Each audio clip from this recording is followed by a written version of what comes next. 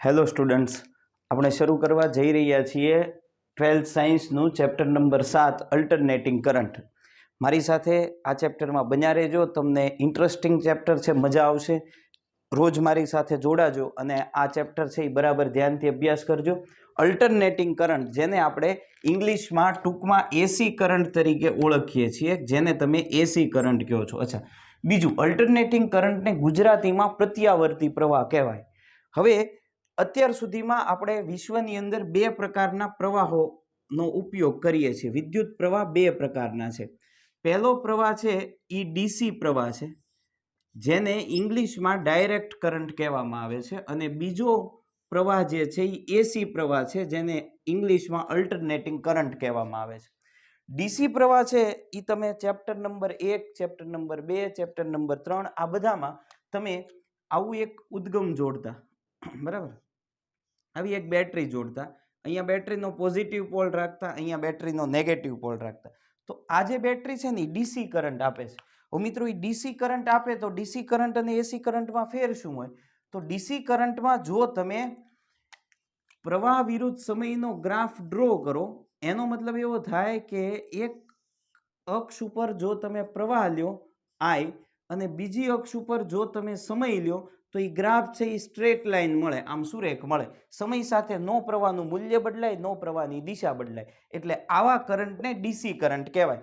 જે તમે અત્યાર સુધી આ ડીસી બેટરી પહેલા ચેપ્ટરમાં, બીજા ચેપ્ટરમાં, ત્રીજા ચેપ્ટરમાં બધે જોડેલી છે, એટલે એ ડીસી બેટરીથી તમે પરિચિત છો. અચ્છા, અલ્ટરનેટિંગ કરંટ આપણે ભણવાનું અત્યારે 7મા ચેપ્ટરથી શરૂ થાય છે. અલ્ટરનેટિંગ કરંટનું જે ઉદ્ગમ હોય છે એને આપણે આવી સંજ્ઞાથી દર્શાવીએ છીએ, આમ.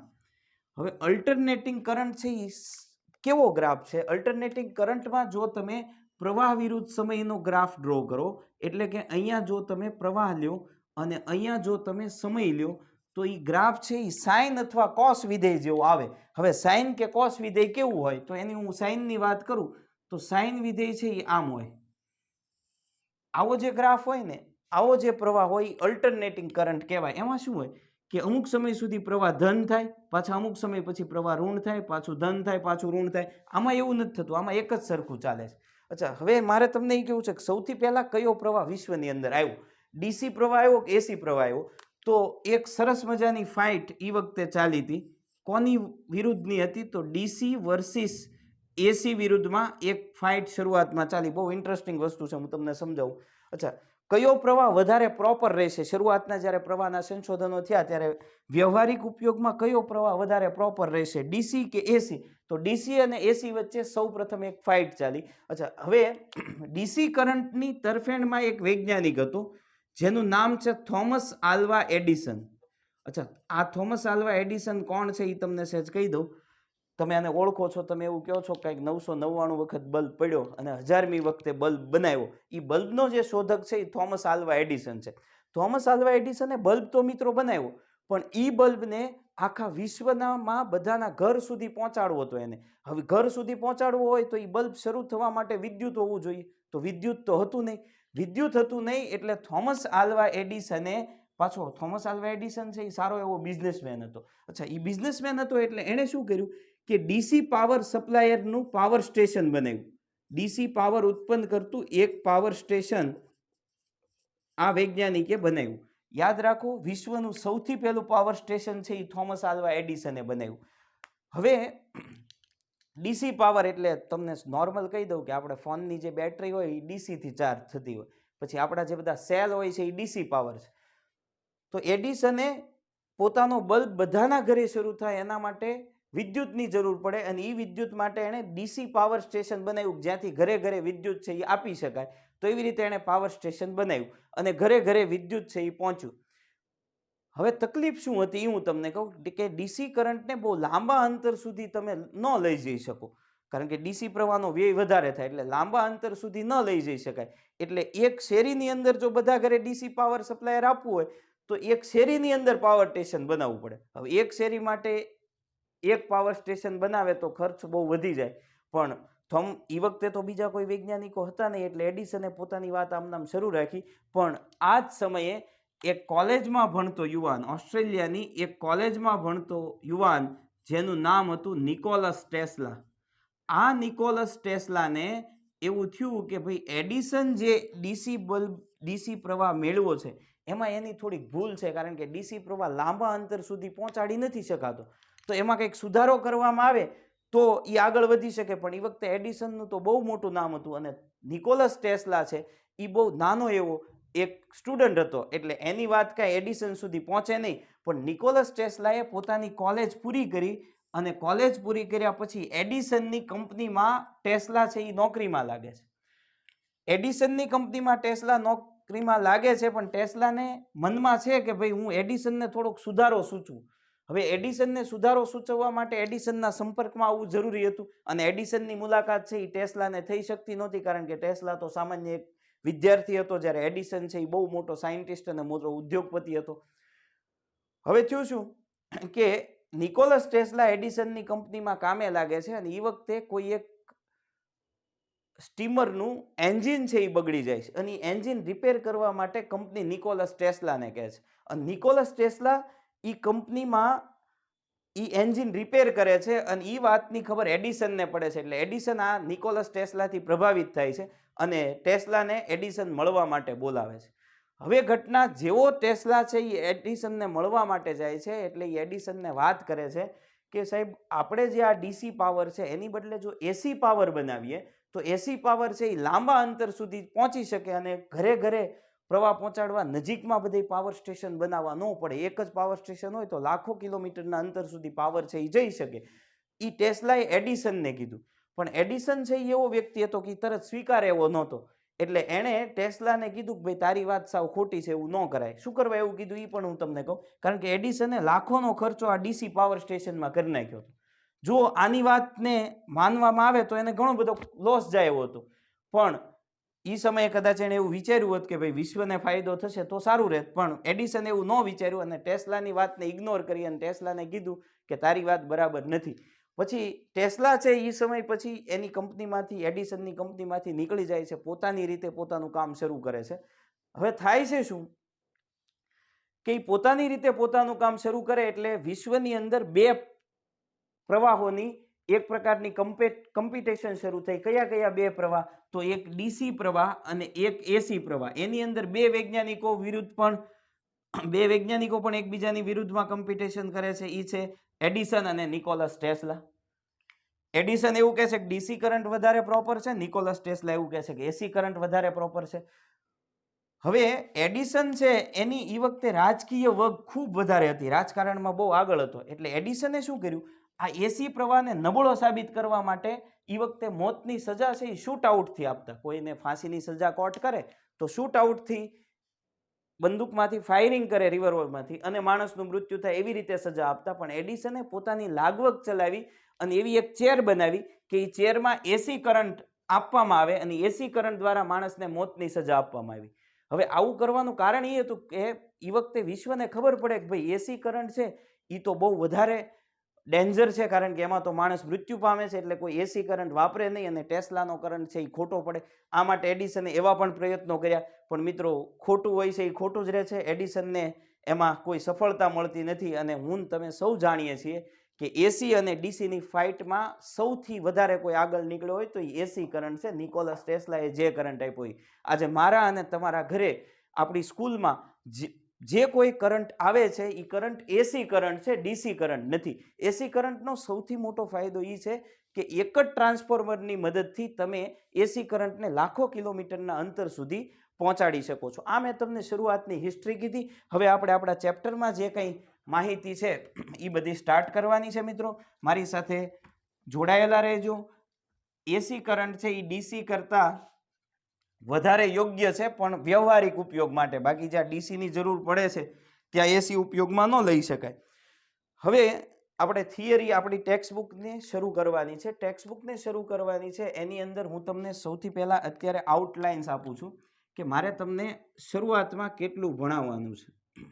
અચ્છા, શરૂઆતમાં મારે જે ટોપિક તમને કહેવાનો છે એમાં તમે જુઓ, મારે અવરોધ આરને એસી ઉદ્ગમ સાથે જોડવાનું છે. અચ્છા, અવરોધ આરને એસી ઉદ્ગમ સાથે જોડી સૌથી પહેલા મારે એક પ્રવાહનું સૂત્ર તારવવાનું છે પછી મારે એક આલેખ તમને સમજાવવાનો છે, બરાબર. આલેખ સમજાવ્યા પછી મારે તમને પ્રવાહ સરેરાશ પાવર સમજાવવાનો છે, બરાબર. સરેરાશ પાવર સમજાવવાનો છે. એના પછી આપણે પ્રવાહનું આરએમએસ મૂલ્ય એટલે આઈઆરએમએસ અને વોલ્ટેજનું આરએમએસ મૂલ્ય એટલે વીઆરએમએસ એના વિશે વાત કરવાની છે. અને પછી આપણે ફેઝર આટલી વસ્તુ સૌથી પહેલા અવરોધ આર ને એસી ઉદ્ગમ સાથે જોડવાનો છે અને પ્રવાહ પછી એનો આલેખ સરેરાશ પાવર આઈઆરએમએસ વીઆરએમએસ અને ફેઝર આટલી વસ્તુ આપણે શરૂઆતમાં ભણવાની છે. અચ્છા, પછી અવરોધ આર ની જગ્યાએ ઇન્ડક્ટર એલ ને એસી ઉદ્ગમ સાથે જોડી આની આ વસ્તુ ભણવાની છે, ધ્યાન આપજો.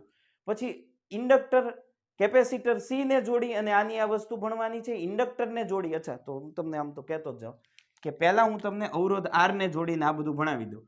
અવરોધ આર ને જોડ્યા પછી જે ભણાવવાનું છે એ અવરોધ આર ની જગ્યાએ ઇન્ડક્ટર એલ જોડવાનું અને પછી આ બધું સમજવાનું.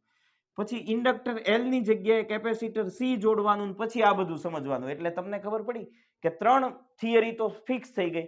અવરોધ આર, ઇન્ડક્ટર એલ અને કેપેસિટર સી આ ત્રણેયને ઉદ્ગમ સાથે જોડી આટલી વસ્તુ ભણવાની છે. અને પછીમાં એલ સી આર ત્રણેયને એસી ઉદ્ગમ સાથે જોડીને આ ભણવાનું છે, બરાબર. એટલે અત્યારે હું શરૂ કરું છું અવરોધ આર ને એસી ઉદ્ગમ સાથે જોડવાનું છે. તો શરૂ કરીએ. અવરોધ આર ને એસી ઉદ્ગમ સાથે જોડી પહેલા હું પ્રવાહનું સૂત્ર મેળવું છું, બરાબર. તો આપણે હેડિંગ લખીએ છે કે અવરોધ આર ને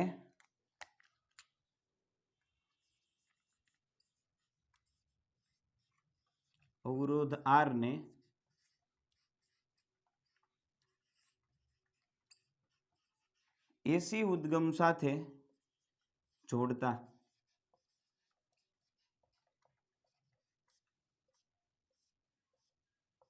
અચ્છા, અવરોધ આર ને એસી ઉદ્ગમ સાથે જોડતા. હવે અવરોધ આર ને એસી ઉદ્ગમ સાથે જોડ્યા પછી એનો સબ ટોપિક બને છે પહેલો પ્રવાહનું સૂત્ર મેળવું.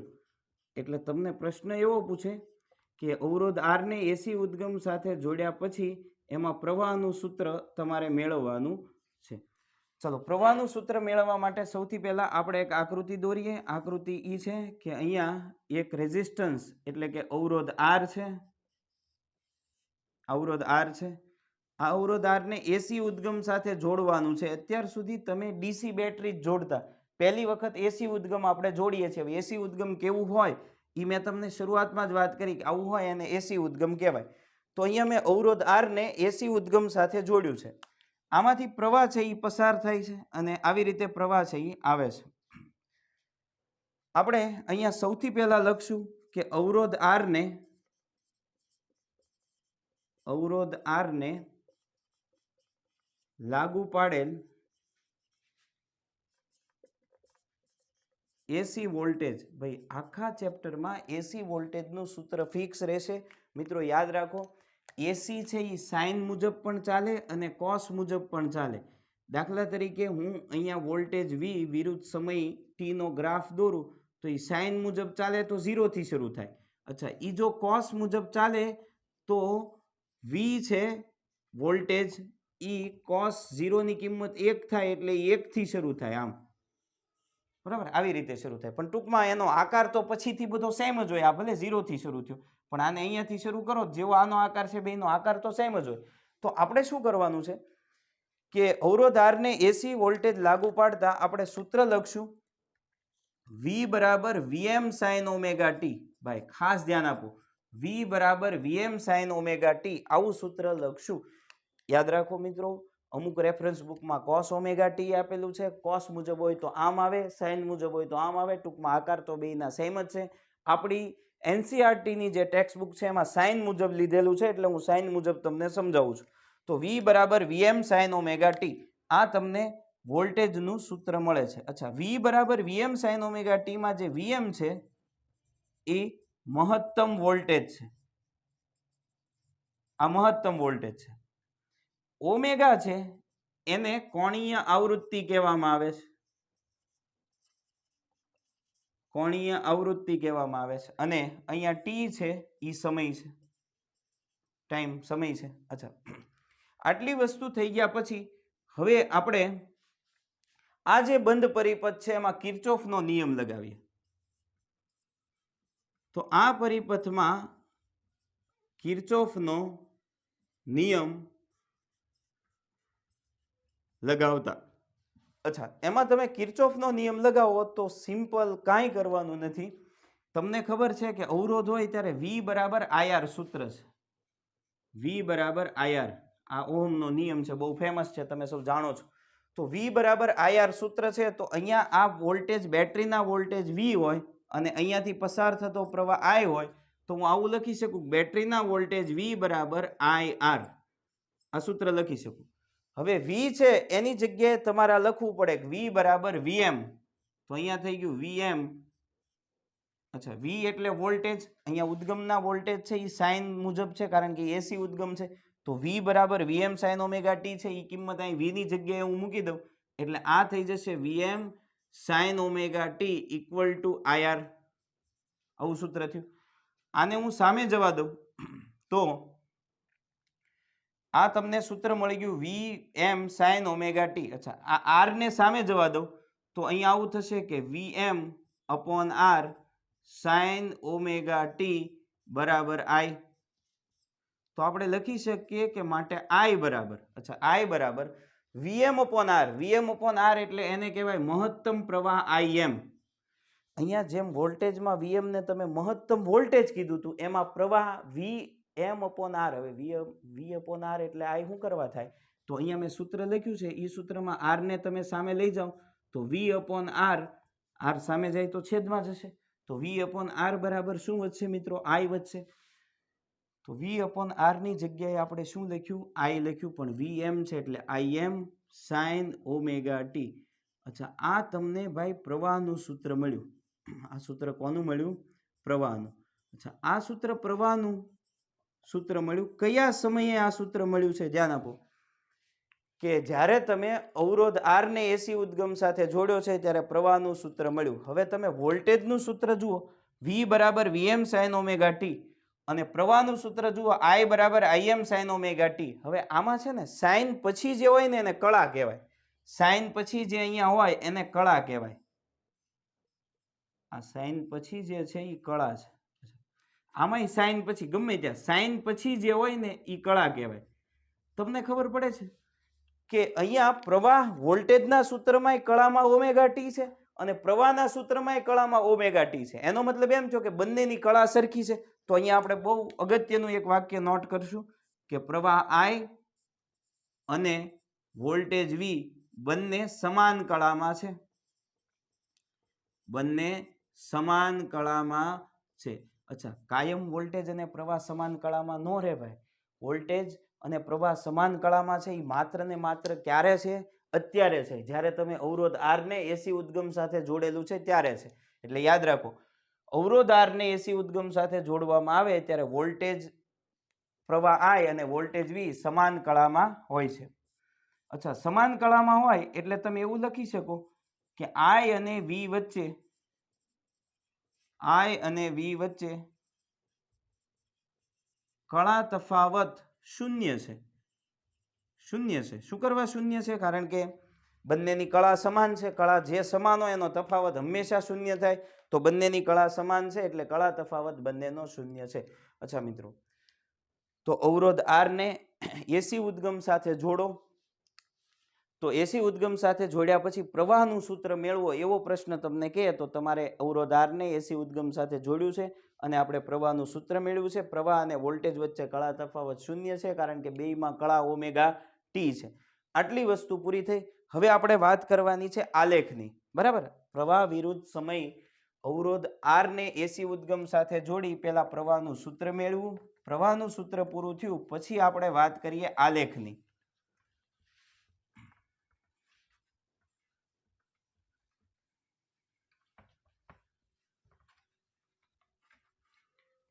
ચાલો, હવે બીજો છે આલેખ વિશે વાત કરવાની છે. બીજો પોઈન્ટમાં તમને મેં પહેલા જ પોઈન્ટ લખી દીધા હતા કયા કયા પોઈન્ટ આપણે ભણશું. અચ્છા, આલેખ વિશે વાત કરવાની છે. આલેખ છે એ હંમેશા કોઈ વિરુદ્ધ કોઈ નો હોય. ગમે એક રાશિ, ભૌતિક રાશિ વિરુદ્ધ બીજી ભૌતિક રાશિનો આલેખ હોય. એમનામ આલેખ શક્ય નથી. એટલે આલેખ હંમેશા કોઈ બે રાશિનો હોય.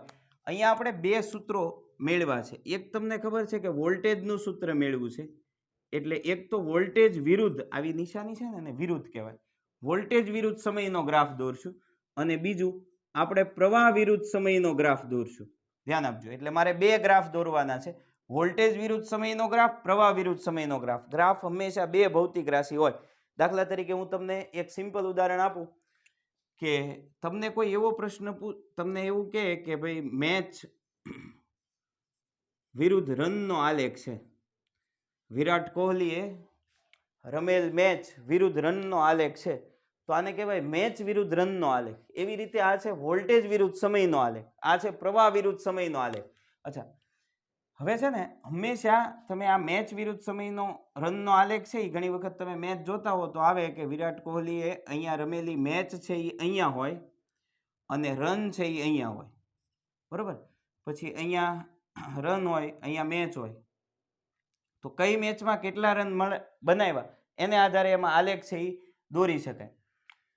તો હંમેશા બે ભૌતિક રાશિઓ હોય છે. બે ભૌતિક રાશિમાં એક ભૌતિક રાશિ છે એ વોલ્ટેજ વિરુદ્ધ સમયનો છે, બીજો ગ્રાફ છે એ પ્રવાહ વિરુદ્ધ સમયનો. આ બે ગ્રાફ મારે દોરવાના છે. હવે વોલ્ટેજ અને પ્રવાહનું સૂત્ર તમને મળી ગયું છે, જે હું અહીંયા સાઈડમાં લખું છું. વોલ્ટેજનું સૂત્ર આખા ચેપ્ટરમાં ફિક્સ રહેશે, V બરાબર Vm sin ઓમેગા ટી. આ સૂત્ર યાદ રાખી લેજો, કાયમ ફિક્સ રહેશે. અચ્છા, પ્રવાહનું સૂત્ર તમને મળ્યું, પ્રવાહ I બરાબર Im sin ઓમેગા ટી. મિત્રો યાદ રાખજો, આ પ્રવાહનું સૂત્ર તો જ આવશે કે માત્ર ને માત્ર અવરોધ જોડેલો હોય, માત્ર ને માત્ર અવરોધ છે એ એસી ઉદ્ગમ સાથે જોડેલો હોય. તો આ બે સૂત્રો છે એ તમે બરાબર માઇન્ડમાં ક્લિયર કરજો.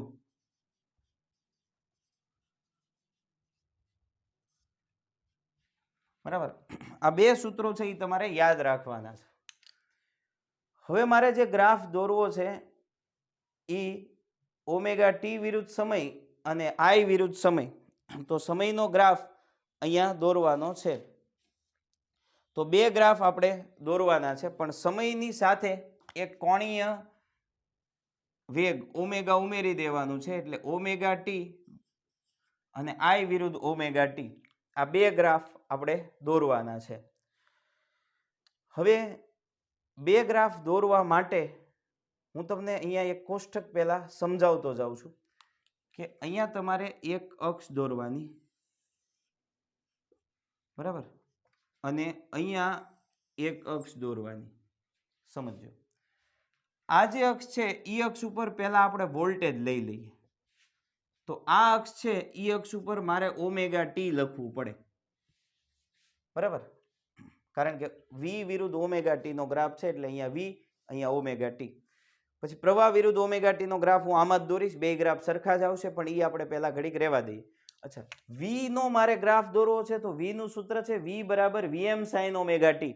તો મિત્રો V ની સાઇન, અહીંયા સાઇન વિધેય છે, સાઇન છે ને, સાઇન વિધેય એનું સૌથી મોટામાં મોટી કિંમત 1 હોય અને એની નાનામાં નાની કિંમત -1 હોય. તો અહીં હું મોટામાં મોટી કિંમત મૂકું ને તો મને વોલ્ટેજ વધુમાં વધુ Vm જેટલા મળે, વધુમાં વધુ વોલ્ટેજ Vm જેટલા મળે. અચ્છા, સાઇનની હું કિંમત -1 મૂકું તો વોલ્ટેજ છે એ મને -Vm મળે. એટલે તમે યાદ રાખો, વોલ્ટેજ હંમેશા +Vm અને -Vm ની વચ્ચે જ મળશે. એટલે મારે એનો ગ્રાફ ડ્રો કરવો હોય તો પહેલા મને એટલી ખબર હોવી જોઈએ કે અહીંયા હું +Vm લઈ લઉં, વધુમાં વધુ વોલ્ટેજ +Vm મળશે. તો આખી લાઈન છે ને +Vm જ કહેવાય. ધ્યાન આપો. અચ્છા, નીચે વધુમાં વધુ વોલ્ટેજ છે એ ઓછામાં ઓછા વોલ્ટેજ -Vm મળે. શું કરવા? અહીંયા કિંમત -1 મૂકો એટલે -Vm મળશે. તો આખી લાઈન છે એ આખી લાઈન ઉપર વોલ્ટેજ છે એ કયા હશે? -Vm માં હશે. સોરી. હવે આ +Vm, આ -Vm, આવું થઈ ગયું. હવે હું તમને એક કોષ્ટક સમજાવું છું.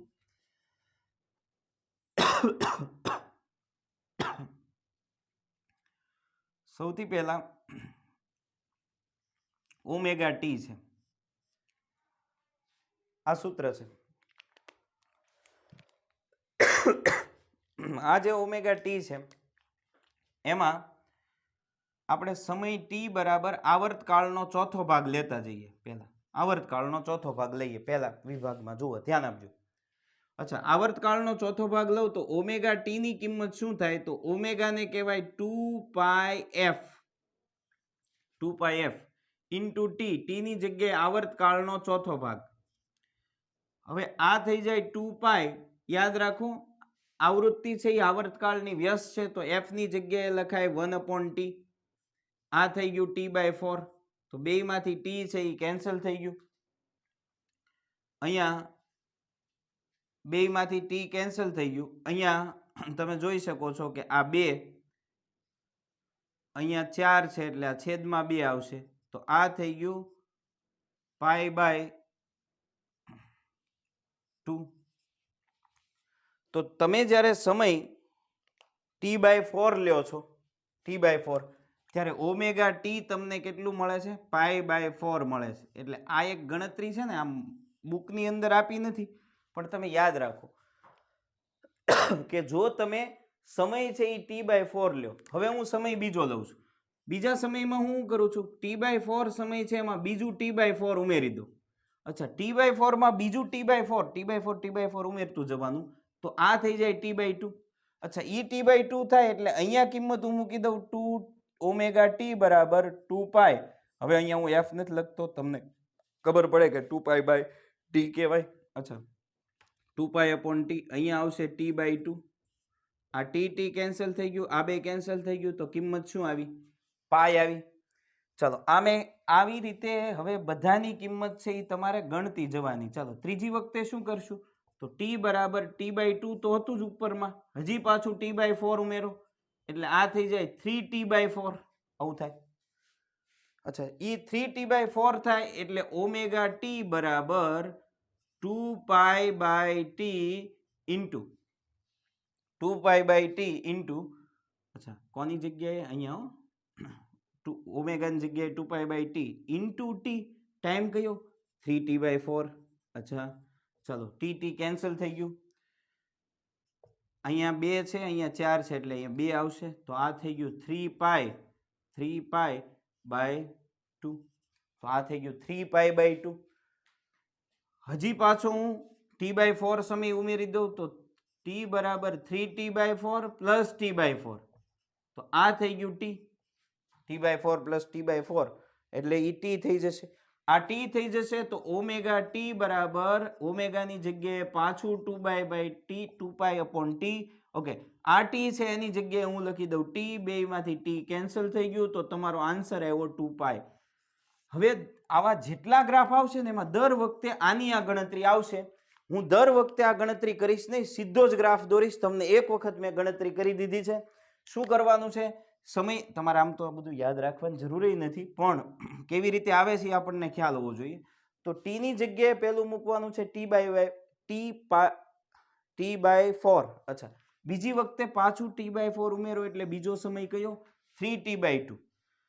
પાછું t/4 ઉમેરો એટલે 3t/4 અને પાછું t/4 ઉમેરો એટલે t.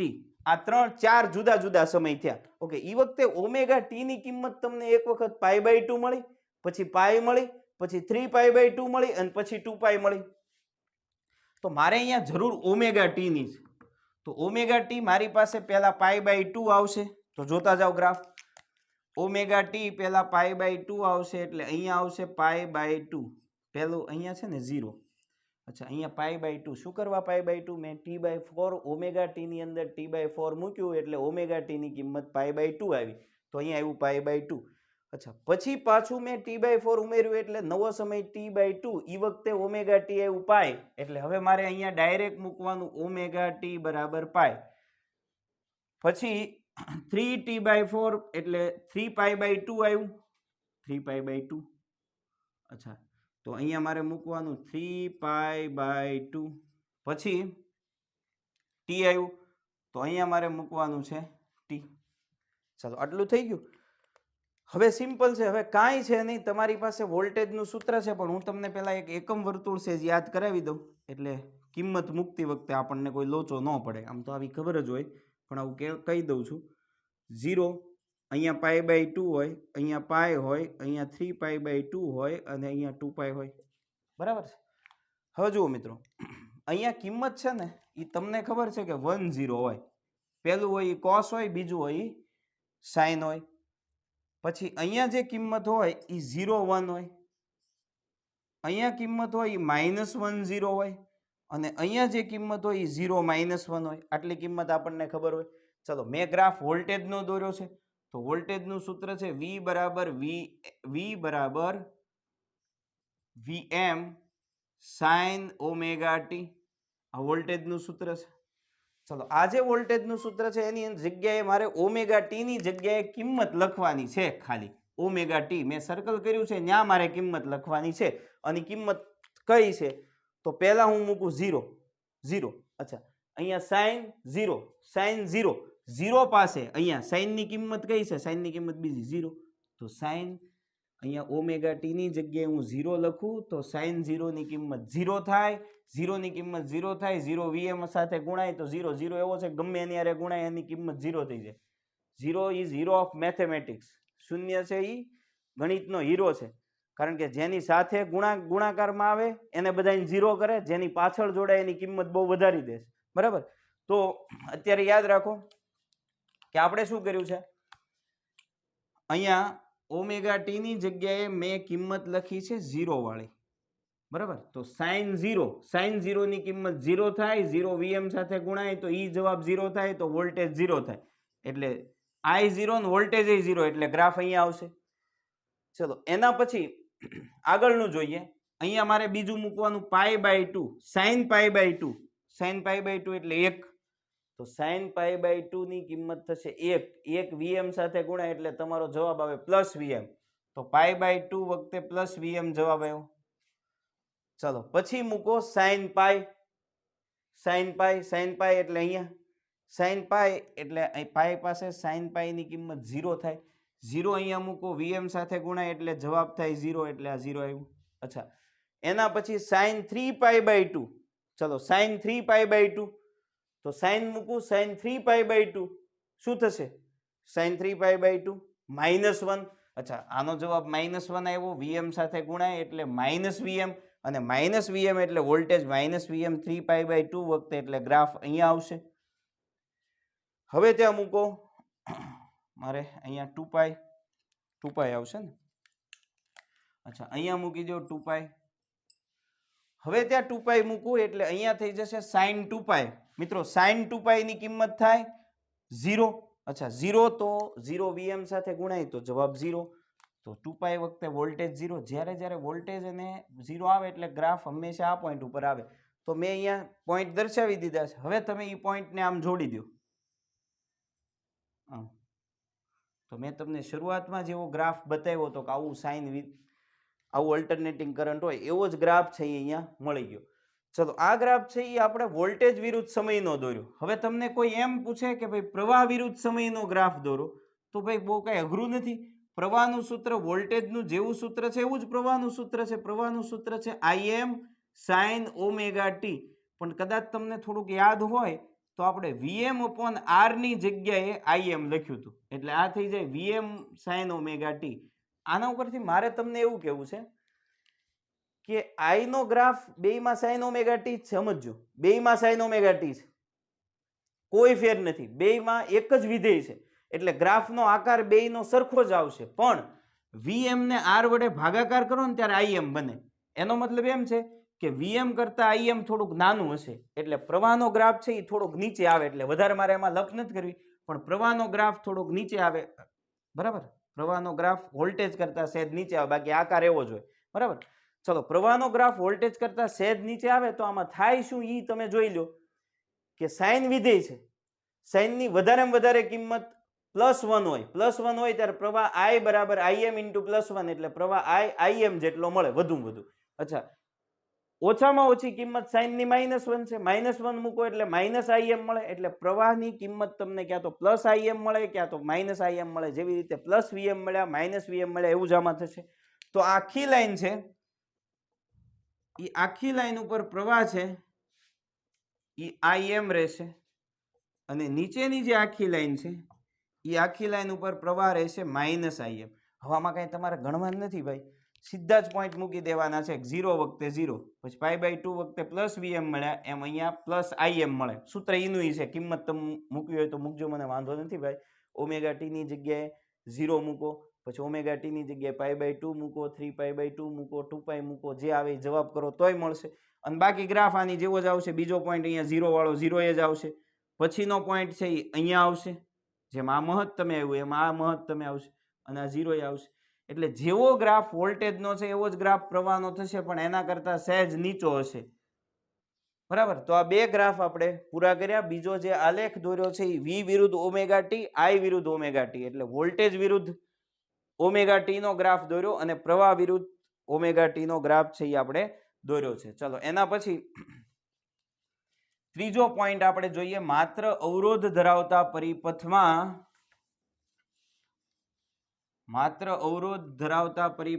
સરેરાશ પાવર.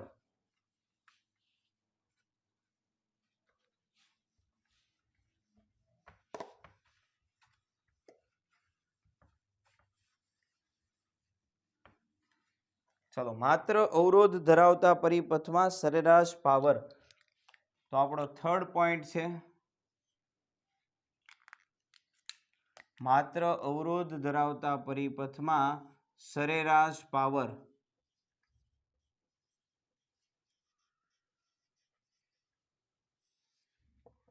સરેરાશ પાવર. હવે અવરોધ ધરાવતા પરિપથમાં આટલું તમારે, હું જે અહીંયા લખું છું એટલું તમારે લખવાનું છે કે માત્ર અવરોધ ધરાવતા પરિપથમાં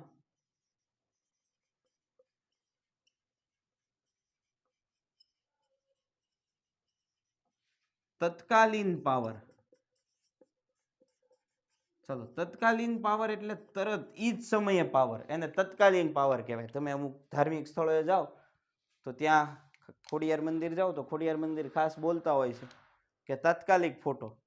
તો આ તત્કાલીન પાવર છે. તાત્કાલિક પાવર એટલે ઈ જ સમયે, તમે જે સમયે જાઓ ઈ જ સમયનો પાવર. ઓલામાં ફોટો જે સમયે પડાવો તરત તમને આપે, એટલે એને તત્કાલીન ફોટો કહેવાય. તો આને આપણે કહીએ છીએ તત્કાલીન પાવર. જે સમયે તમારે પાવર જોતો ઈ જ સમયનો પાવર. તો તત્કાલીન પાવર P બરાબર, પાવરનું સૂત્ર છે પાવર P બરાબર I²R. ધ્યાન આપજો, આ પાવરનું સૂત્ર છે પાવર P બરાબર I²R. બહુ ફેમસ સૂત્ર છે, તમને બધાને ખબર છે. પાવર P બરાબર I²R. આ તત્કાલીન પાવરનું સૂત્ર છે કે પાવર P બરાબર I²R. અચ્છા, અવરોધ ધરાવતા પરિપથમાં તમે હમણાં ભણી ગયા કે I બરાબર Im sin ઓમેગા ટી હોય. હમણાં આપણે સૂત્ર ભણ્યા કે I બરાબર Im sin ઓમેગા ટી. તો અહીંયા મારે પાવરમાં અહીંયા I છે, અહીંયા હું એ કિંમત લખી શકું. કઈ કિંમત લખું? Im sin ઓમેગા ટી, અને આ I² છે તો Im sin omega T square into R. અચ્છા, આ મને કયો પાવર મળે છે મિત્રો? આ મને જે પાવર મળે છે એ તત્કાલીન પાવર મળે છે. મારો ટોપિક છે સરેરાશ પાવર. હવે સરેરાશ અને તત્કાલીનમાં ફેર હું સામાન્ય એ હું તમને સમજાવું. પહેલા એક નોર્મલ ઉદાહરણ આપું તમને. અહીંયા ભાવનગર છે અને ભાવનગરથી તમે અમદાવાદ સુધી જાઓ છો. સપોઝ ભાવનગર તમે 12 વાગે નીકળો છો, અમદાવાદ 4 વાગે પહોંચો છો. તમે જે બસમાં જાઓ છો અથવા જે કોઈ વાહનમાં જાઓ છો એની ઝડપ, ધારો કે હું તમને એમ કહું કે 60 કિલોમીટર પ્રતિ કલાક છે, તો આ જે ઝડપ થઈ ને એ સરેરાશ ઝડપ થઈ. સરેરાશ ઝડપ શું કરવા એ તમને કહું કે અમદાવાદ, ભાવનગરથી અમદાવાદ સુધી તમારું જે કાંઈ વાહન છે એ 60ની સ્પીડે જ નહીં ચાલ્યું હોય. ક્યારેક 70 થયું હશે, ક્યારેક 80 થયું હશે, વધારે ટ્રાફિક હોય તો પછી 30-40 પણ થયું હોય, અને ક્યારેક હોલ્ડ લીધો હોય તો 0 પણ હોય. પણ સરેરાશ 60 હોય. સરેરાશ 60 એટલે બધું થઈને વધારે ઓછું બધું થઈને 60 હોય. આ સરેરાશ પાવર છે. હવે હું તમને એમ કહું કે સરેરાશની બદલે તત્કાલીન ઝડપ, તો તત્કાલીન ઝડપ એટલે કોને કહેવાય એ તમને કહું. હવે હું તમને એમ કહું કે તમે 12 વાગે નીકળ્યા છો અને તમે બરાબર 2 વાગે તમારા વાહનની સ્પીડ કેટલી હતી? બરાબર 2 વાગે. તો તમારે મને જવાબ આપવા માટે શું કરવું પડે? યસ, તમારે એ જ સમયે એના સ્પીડોમીટરમાં જોવું પડે.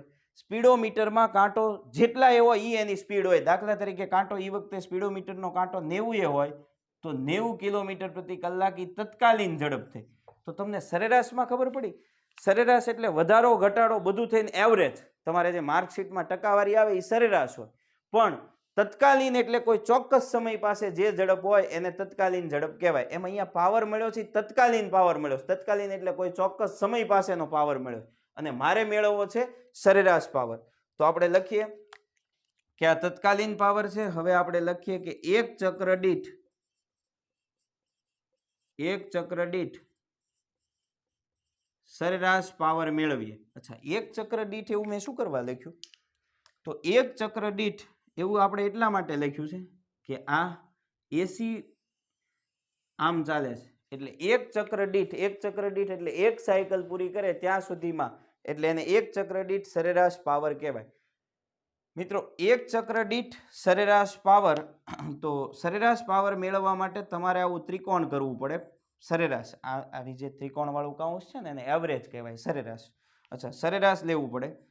અહીંયા તમારે સરેરાશ લેવું પડે એટલે અહીંયા સરેરાશ Im square sine square omega T આ એવરેજ આર. આ સ્ક્વેર છે એ બેનો સ્ક્વેર થયો, Im square sine square omega T into R average. ટૂંકમાં બે જગ્યાએ આવા એવરેજ વાળા કાઉન્સ લગાવ્યા. હવે યાદ રાખો Im સ્ક્વેર આર ઈ બેનું સરેરાશ નહીં નીકળે એટલે એ બહાર નીકળી જશે. અહીંયા તમારે સરેરાશ લેવું પડશે સાઇન સ્ક્વેર ઓમેગા ટી નું. બરાબર. હવે સરેરાશ સાઇન સ્ક્વેર ઓમેગા ટી નો જવાબ થાય 1/2, 1/2 એવો આનો જવાબ થાય. બરાબર, આ યાદ રાખી લેજો. સરેરાશ કેમ આવે છે એ આખું મેથેમેટિક્સ ફોર્મ્યુલા છે પણ આપણે અત્યારે એમાં નથી જતા. સાઇન સ્ક્વેર ઓમેગા ટી નું એવરેજ 1/2, સરેરાશ 1/2 થાય. આ યાદ રાખી લો. તો અહીંયા હું લખીશ સરેરાશ પાવર P બરાબર Im સ્ક્વેર આર બાય 2. તો આ સરેરાશ પાવર P બરાબર Im સ્ક્વેર આર બાય 2. તો એસી ઉદ્ગમ માટે આપણે સરેરાશ પાવર છે એ મેળવી લીધો. બરાબર. હવે આપણે વાત કરવાની છે ફેઝર વિશેની. અને સરેરાશ પાવર પછી ચોથો ટોપિક મેં લખ્યો તો તમને યાદ હશે કે IRMS, VRMS અને ફેઝર. તો IRMS, VRMS અને ફેઝર છે એ આપણે નેક્સ્ટ લેક્ચરમાં જોશું. બરાબર, ત્યાં સુધીમાં આટલું ખાસ તૈયાર કરજો. Thank you.